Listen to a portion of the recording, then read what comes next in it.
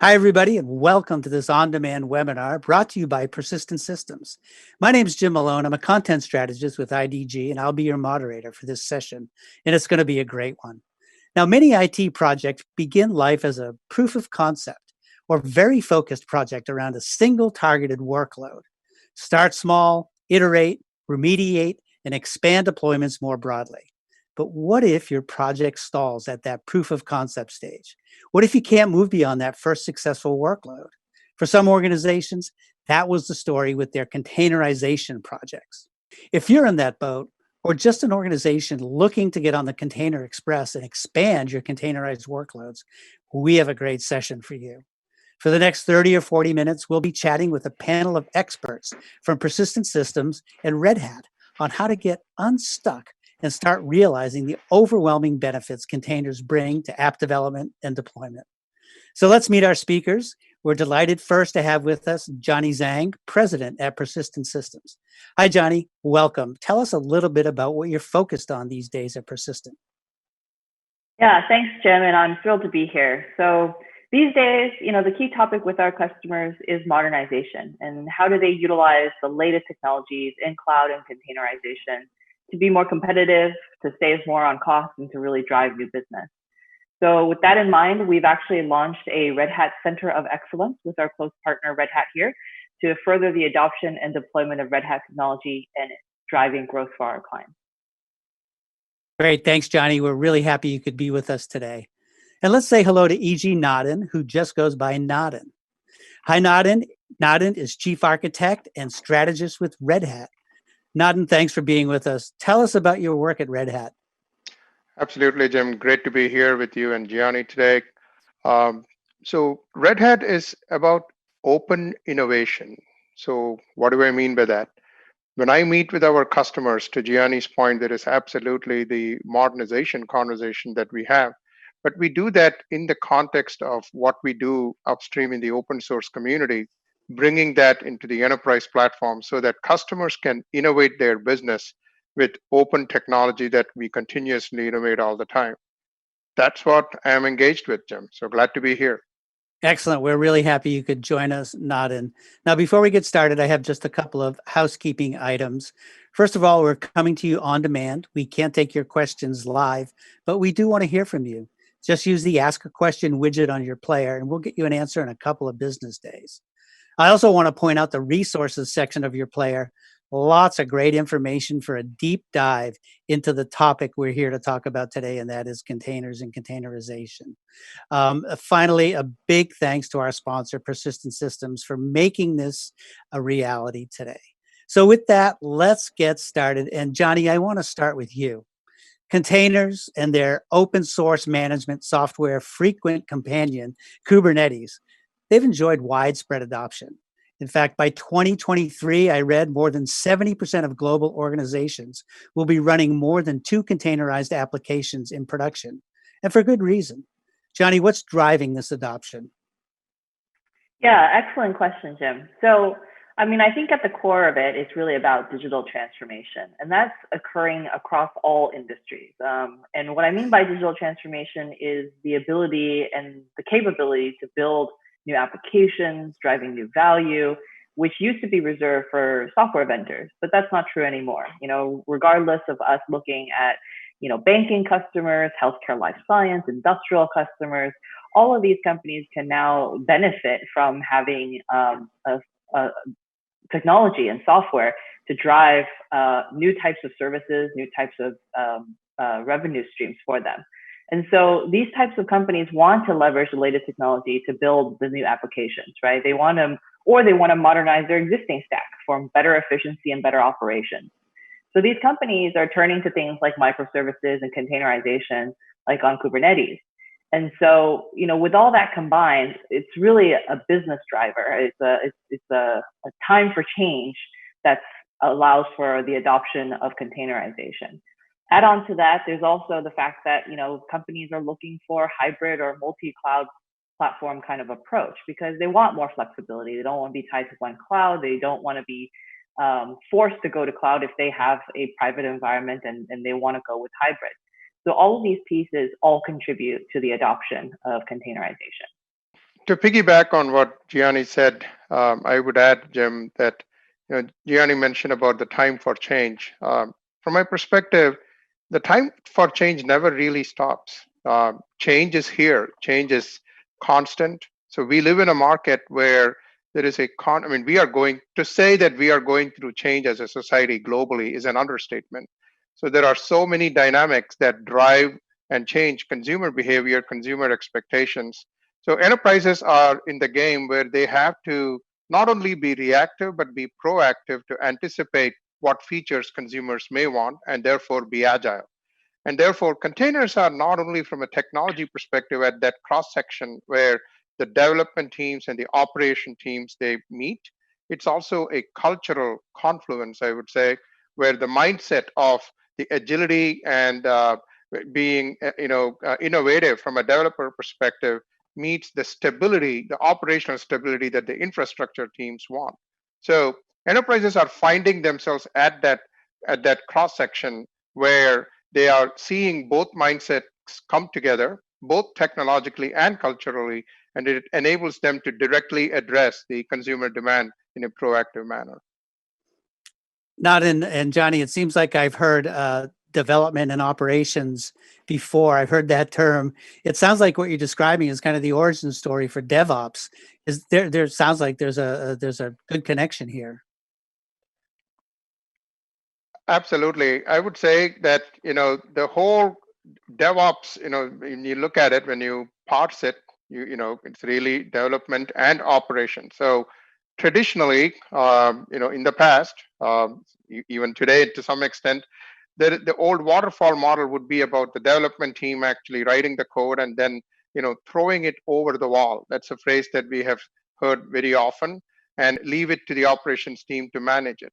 But culturally, if we institute that mindset of collaboration, we are in this together. It is one company, one team serving the customer's need. There is the lines blur. There is no longer a line of demarcation, and that mindset is really what containers fuel, because developers get the freedom to the getting the environments provisioned much faster. They don't have to wait weeks or months for a server to be provisioned. And the infrastructure team gets the standardization. So no matter what the developers put inside the container, how it looks and how what they have to manage gets more standardized. So that's the classic intersection where there is a win-win for both the development and the operations team, leading to DevOps being implemented best through microservices and containers. Not in Johnny get a good outline on the her take on the what's fueling the adoption of containers. What about from the Red Hat perspective? How has Red Hat approached this growth, and what has it meant for business? Great question. So, um, like you mentioned, Kubernetes is definitely the foundation, but with a difference, where the Red Hat approach has been yes to innovation, yes to open innovation, but what exactly does open innovation mean? It can be parsed multiple ways. First off, yes, it is about us being upstream in the open source community. Red Hat is the contributor. We drive the what is coming in next generation, and by that I mean the next 12 to 18 months, working across the globe in the open source community. We are the leaders. Our CEO Paul Cormier would actually, we would categorize Red Hat as the world's largest enterprise software company with an open source development model. So that's that open technology innovation that I'm talking about. But then customers need to be able to deploy the Kubernetes workloads in the environment of their choice. They should not be restricted to just the data center or just a public cloud, and therefore the platform should be one that goes across. The way Red Hat is addressing this, Jim, is by providing a platform that would work with containers, on containers, no matter whether they are on a bare metal server, any virtualized environment, any hypervisor. They can be on a private cloud, and they can be on any of the public clouds. And you can be everywhere. The platform does not change. This allows the customers, the enterprises, to focus on their business and letting the technology be innovated on the standardized platform. That's the Red Hat approach, Jim. Yeah, and I just want to add, the reason that we chose Red Hat as a key strategic partner here is because of that platform, right? We do want to make sure that our clients are able to focus on what their business needs rather than worrying about the technology platform itself. And we've had experience working, on Kubernetes since 2016 when we actually started a lot of modernization journeys for a lot of IBM's products. So caveat for, tidbit of information for everybody here is Persistent's been an IBM partner for well over 17 years. And our understanding of the IBM technology stack and their modernization journey and roadmap sort of fueled our whole commitment to this cause, because we fundamentally see that regardless of client, that modernization journey needs to happen. A lot of this legacy solutions need to be taken to the new age of technology in order for them to be run reliably, to be able to scale, to be able to be operational at reasonable costs. So with that, we believe that the Red Hat capabilities and the Red Hat ecosystem is absolutely critical. And we think it delivers just a ton of value for our clients that are looking for that modernization journey. Thanks, Johnny. Now, then let's look at the adoption process itself. And let's start with a proof of concept, like we mentioned at the top of the webcast, using a typical use case. Can you walk us through what happens? Absolutely. So first off, I would say that the Red Hat's approach to the adoption process itself is, let's kind of take a step back and look at how Red Hat is playing in this game. If I go back to where Red Hat started, we started with the Linux operating system. That's what we have been known for, and we are still known for predominantly. And when we started, Linux was the operating system that was a standard across multiple hardware platforms. So there used to be proprietary operating systems, different flavors of Unix and so on, and Linux became the standard no matter what hardware it was running on. Excuse me. Now, forward to the current times, containers are the new Linux, because containers, the Red Hat container platform actually runs on any public cloud. It runs on bare metal. It runs on the virtualized environment. So containers are the new Linux, and we are, pretty much doing what we did many years back with Linux. We are doing it all over again, except with containers. Hence, containers are the new Linux. Now, when it comes to adoption, the patterns that we have seen, let me talk to the patterns that actually ideally work best. So going to the cloud, going to containers, that's actually a business decision. So there should be a business driver and a outcome-based initiative where there is a reason to migrate certain workloads, modernize certain applications to containers in the cloud. And with the support of the business, where the answer is easy, as in, why are we going to the cloud? Why are we modernizing? How is the business better off? If we have all those questions answered, it's a much easier transition and also subsequent adoption. After we might migrate a few workloads, the next step is pretty obvious. Now, we also see where some customers get into technology for technology's sake. So if there is a project team here and a project team there that is experimenting with containers, then even though they are on board, suddenly they find themselves in a position where they have to kind of make the case to the rest of business, to the rest of IT, hey, this is a good thing. So that's sort of a cart before the horse type of thing. So adoption works best when it is a executive sponsored business initiative within the enterprise. There are more struggles if it starts off as a project here and a project there, and then let us figure out where to fit it. So that is my take on that, Jim. Yeah, and just to add on to what Nadan said, I completely agree. There should be a top level initiative. It should be outcome based. It should be business focused. And I think that's where a lot of POCs struggle, is that they become piece part projects without an end goal in mind. And that fundamentally has to be the case in order to drive transformation, right? Doing piece part project isn't transformation. You really have to do it at scale. The other side to POCs is we have to be careful with experimentation or more proof of technology versus the end result. So from as to Nadan's point, when you have executive sponsorship, you have an end goal in mind, and that end goal is to get that project to scale, right? It needs to be in a production environment. It's no longer in a petri dish, if you will, with confined parameters. You need to think about all the different aspects of the project. You have to look at your existing stack. You have to look at your legacy technology oftentimes, and you have to factor in all the different pieces of integration that needs to happen. So, for a POC to be successful and to fundamentally get the return on investment in converting in technology, you really have to look at it from a macro approach.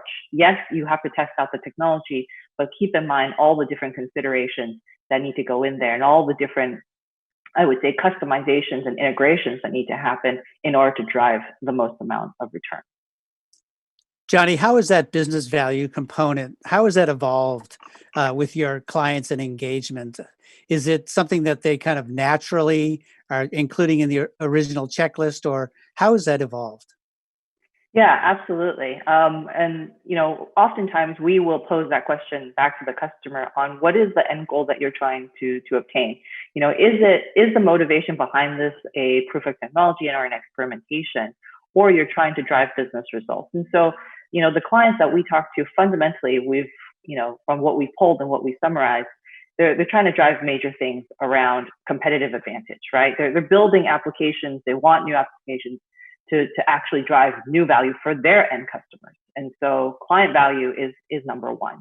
The second piece to that is second major driver is automation and operations. So how do they reduce on their IT costs? How do they run more efficiently is another major driver. And then the third one is flexibility, right? Again, I said, whether it's hybrid approach, whether it's multi-cloud approach, no one wants to be locked into one. And oftentimes their environment is quite complex. And so being able to have a flexible environment to shift between them becomes critical. So looking at the customer's value, that's what we intend for our customers to have. So when we brainstorm with our customers on their end value, then we create a solution that is dedicated to their specific needs. So particular to their outcomes, particular to their technology landscape, and particular to their roadmap and ambition, right? So it's always important to think that your solution, your transformation doesn't exist in a vacuum. It exists as a larger enterprise, as a larger entity. And so what are the different points that you need to bring in order to make that successful? I would like to add on to that, Jim, building up on what Gianni said. When it comes to business value, anecdotally, business sometimes comes and tells IT, we heard about this thing called the cloud. We heard that we can save a lot of cost if we go to the cloud. Why don't we go to the cloud? And then suddenly IT is on point. Now they have to, do something, justify, and come back to business with, where they are and whatnot. So a dialogue happens. But where we have seen some challenges, where customers face some challenges, is if you don't have a measure on how you're doing today, how do you know you're better off once you go to the cloud? And what I mean by that is, what are the KPIs? What are the business KPIs? What are the technology KPIs? What are the metrics? If you know what to measure and how to measure it today, then you should be able to do so even when you go to the cloud. So you have a comparison. How is the modernized environment compared to the baseline? What customers sometimes struggle with is they don't even have a baseline because they're not even measuring how they are doing today. So how can you demonstrate the quote unquote return on investment, ROI, if you don't even know what the baseline is? So that's a struggle. So one word of caution I would advocate to customers is, to enterprises, is ensure you can measure where you are. Only then you are able to go back to the business and to the CFO saying, we went to the cloud, we went to containers, and here is how we are better off. We started off talking about where folks get stuck in the proof of concept stage, and Nadan, you kind of outlined that a little bit. Johnny, let's dive into that. Is there any particular point you want to kind of highlight where folks are getting stuck?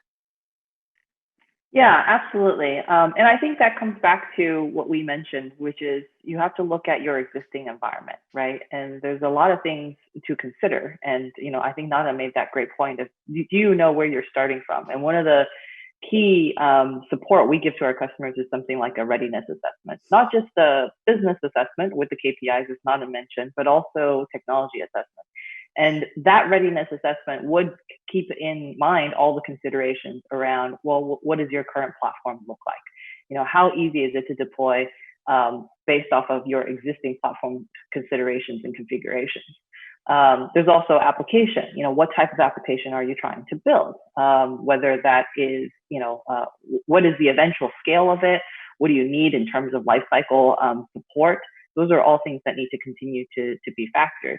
There's also operational considerations. Not to mention, there's the fact that IT is getting a lot of strain from this, and IT is going to be the one to handle and manage this. So both from a performance and operation cost perspective, as well as reliability and security, are also things that need to come into play.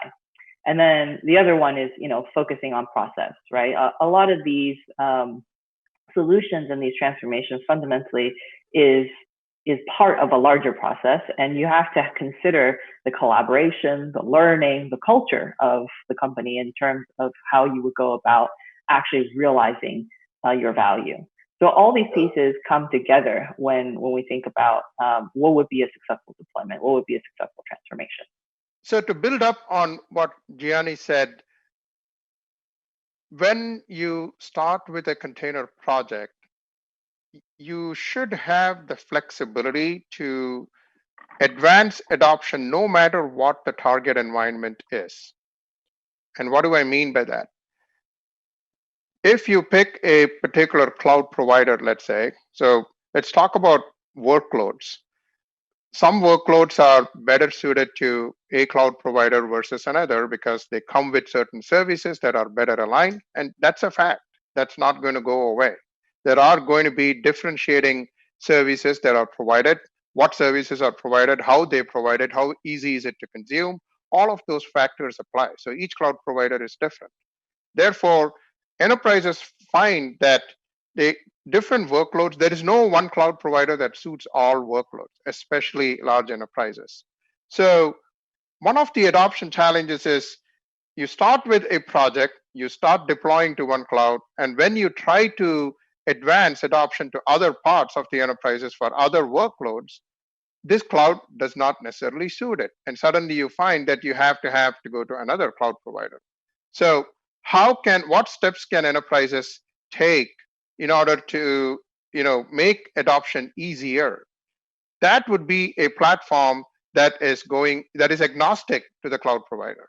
So no matter which cloud provider you are on, if the platform supports it, then you're in a better place, because then it doesn't matter which BU, which business unit, which department, what workloads, you're good. Underneath, the cloud provider could be different. Maybe you're not even going to the cloud. So that type of having an abstraction layer like that is the Red Hat strategy. That is what Red Hat provides. And that makes adoption much easier because you have the flexibility to scale out and innovate where you want. Johnny, not all workloads are created equal, as Nadan pointed out. Not all solutions, one size does not fit all. What are you seeing from clients and engagements with regard to workloads? Is that a sticking point, or what's the take there? Yeah, and that I think varies based off of client and their specific environment. So I would kind of separate out between greenfield and brownfield if I categorize them that way.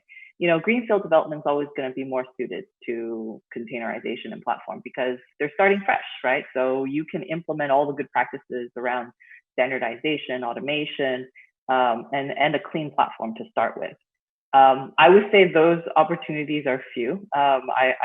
They're existent, and everybody would like to start fresh. But the reality is, a lot of our customers fundamentally come from very complex brownfield implementations and ecosystems. And the challenge with brownfield is, one, you have your legacy stack, you have existing workloads, infrastructure, data that's already there, and two, it's the legacy and the complexity really starts to become a problem, right? Because fundamentally, where do you start first? And I think that becomes a big issue that somebody like Persistent would be able to support our clients with, because fundamentally, whether it is a small program or a really monolithic application, they need to be broken down into parts that can be converted piece part almost and drive to the end result. If you're trying to boil the whole ocean right away, it's very difficult, and you will miss out on a lot of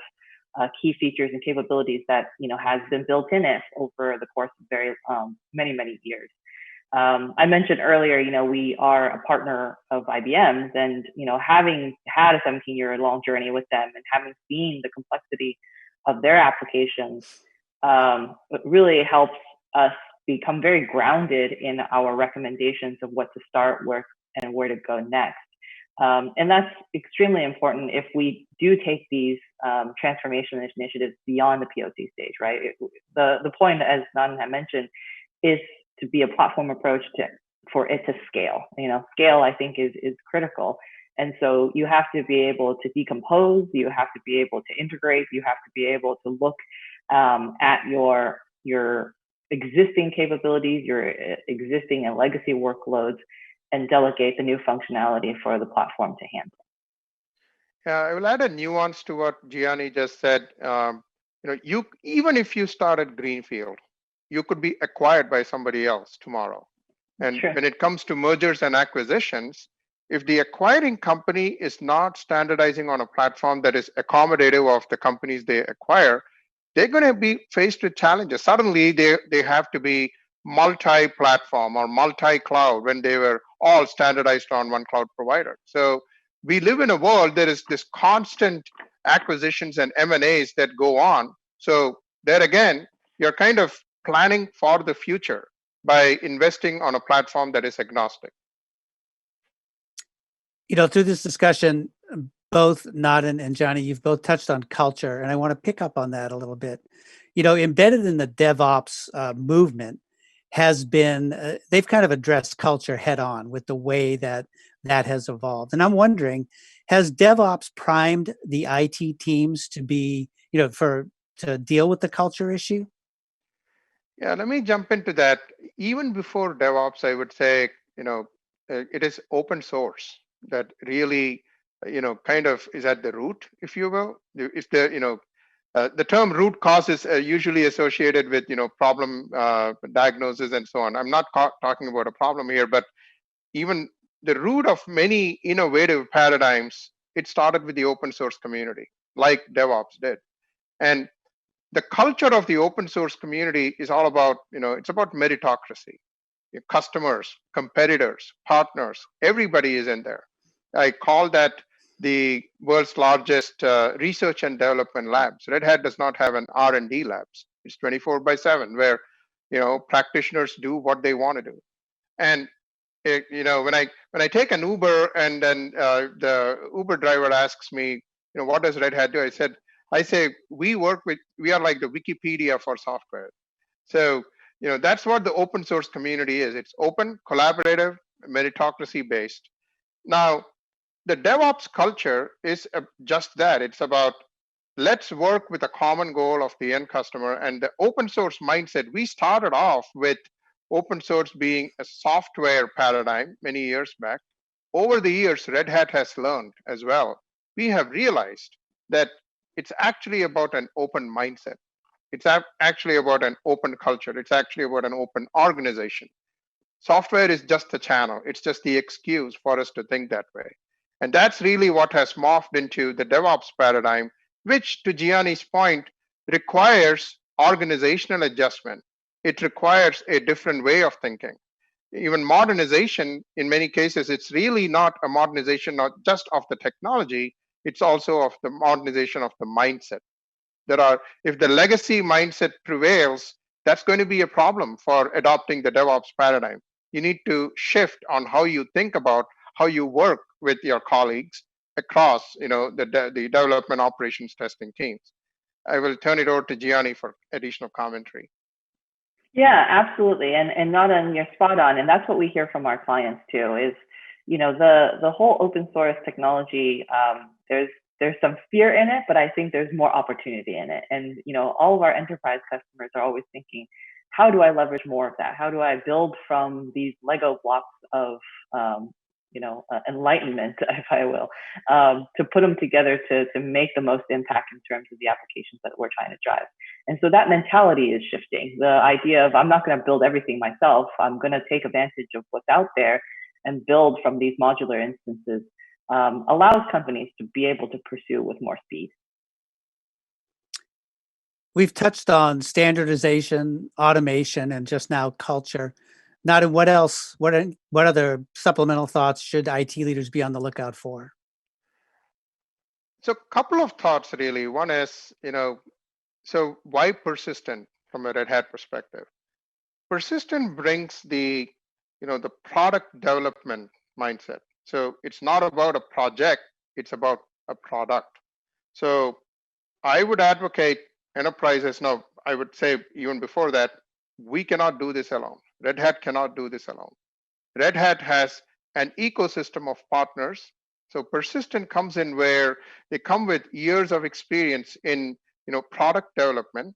So enterprises need to focus on what's the product that they are building out to change their consumers' experience. And to do that, they need technology platform. They need to work with companies like Red Hat and our solutions to have an innovative technology footprint that they can build upon. But when companies say, there is a cliche term, every company is a technology company. What do we mean by that? It's not that every company is building out a container platform. It's not that every company jumps into the bits and bytes of the open source community coding and so on. What it really means is every company is leveraging technology to innovate their business, to build out innovative products that actually change the customer's experience. And I would advocate that enterprises should work with companies like Persistent to build out the product, leveraging the technologies that Red Hat brings to bear. That's what enables companies to focus on innovating their business, their core competencies, innovating that to the benefit of their end customers. And when they do it, no matter what the environment is, no matter what cloud environment, bare metal or virtual, they are better off. They have the freedom of choice to innovate where they want. Yeah, and to further Nandan's point here, fundamentally it is about business innovation. So every conversation we have with our clients is focused on business innovation. It's not technology innovation, right? Technology is an enabler, business is the driver. So, as we have these conversations with our clients, what we found to be very useful is what we call a persistent digital greenhouse approach. And what that does is we fundamentally take into account what our clients' business drivers are, what they're trying to innovate, where they're trying to go, what are the key metrics and KPIs, as Nadan had mentioned, and using a design thinking approach combined with a technical practicality, if I will, behind it.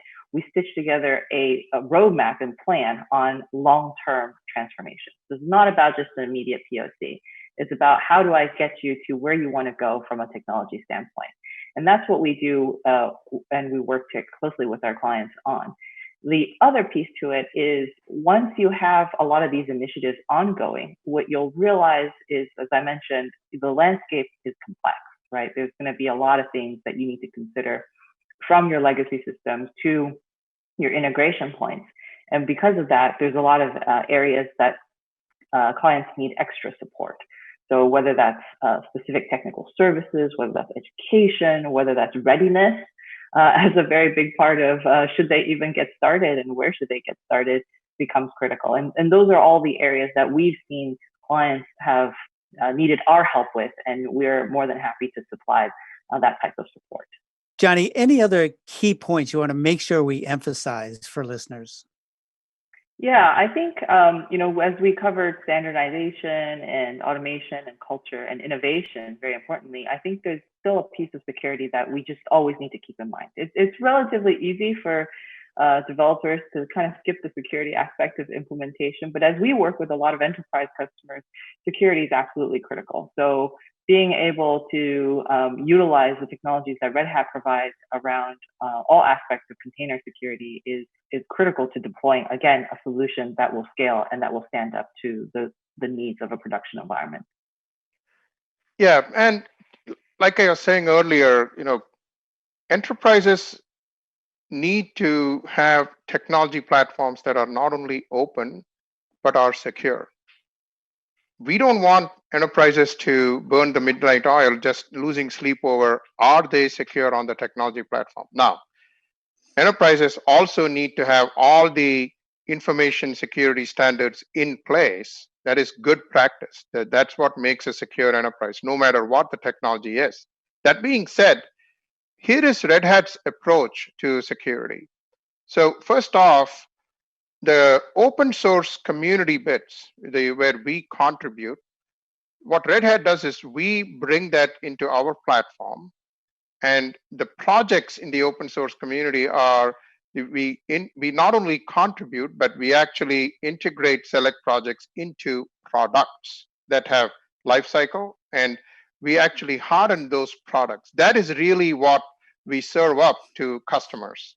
So when customers are getting the enterprise grade products from Red Hat, it is not only secure, it is continuously secure. So when there are vulnerabilities detected, it is automatically patched. Gianni talked about container security. So you know, over a glass of wine, I usually joke that, containers age like cheese. They don't age like wine. And what I mean by that is, just because, we cannot rely on, oh, we checked out the container image today and therefore it is secure today and therefore it is certified to be secure for the rest of our lives. Doesn't quite work that way. Containers are dynamic.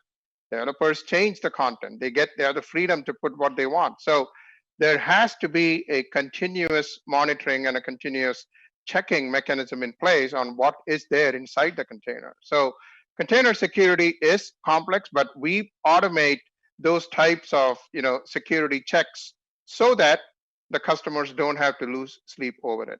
So with Red Hat, what you're getting is like a secure platform, again, built upstream with innovation built in the open source community, but made enterprise grade and secure and robust for enterprises to build their applications on. This has been a great session. The time has just flown by and we're almost at the end of it for today. But before we go, I wanted to give our presenters a chance to kind of sum up the key takeaways for viewers here. And Johnny, let's start with you. What are the key takeaways you really want folks to take away from this session? Yeah, I mean, I think we've kind of come back to this point and again is, we want to help our clients on this journey of transformation and modernization. And I think, personally, Persistent is the fantastic partner that can help you through it because, as Nada mentioned, we're not just IT experts. We actually come from a software development heritage. We've been building products for 30 years for our clients and enabling them from across the application, enabling them on new business models as they move to things like that. And we think that our partnership with Red Hat is absolutely critical in terms of driving these new transformations with technology for our clients to capture the growth using containerization. And so, whether it's business innovation that you're pursuing, whether it is modernization that you're pursuing, all these different elements are critical to the business if we look at them together and integrated. And Persistent is in a very good position to support you in that regard. And not in some final words for our viewers. Absolutely. So if there is one thing that enterprises ought to do themselves, so what is it that enterprises, if there is a do-it-yourself mindset, it has to be their core competency. So Pepsi, for example, Coke, they should, in the formula that they use for the drinks, they should be doing it themselves.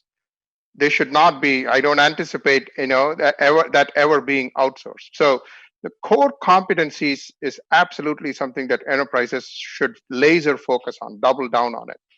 But when there are technology platforms and so on, that should be more like a utility.